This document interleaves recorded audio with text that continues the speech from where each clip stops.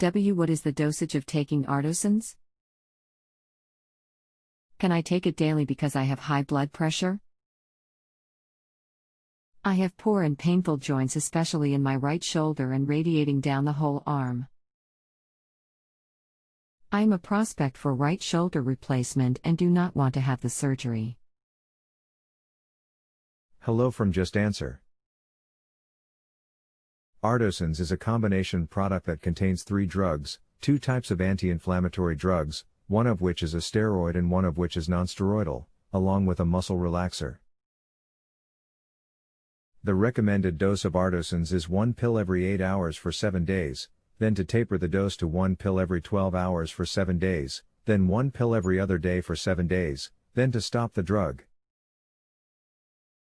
It is not a drug that is intended to be taken daily for any longer period of time, primarily because of the steroid component.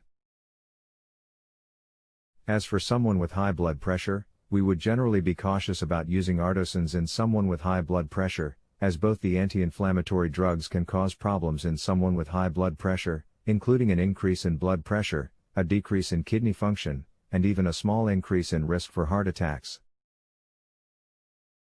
There are some times that an inflammatory condition is of such severity that we need to accept the risk of using such drugs, so it is not considered an absolute reason to avoid the drug. If your doctor has advised taking the drug, then he or she must have considered the benefit to outweigh the risks of the drug. It is worth noting that the same caution would be true for all anti-inflammatory drugs, not just the Ardosons. If I can provide any further information, please let me know. Excellent information. This Ardosons medication really helps me and am wondering if I could use it when I really need it. Such as 1 or 2 times a week? I am taking 3 blood pressure medications, one of which is a combined diuretic. 1 Ardosons usually lasts 2 days or more. In 1 month I will have my surgery for shoulder replacement.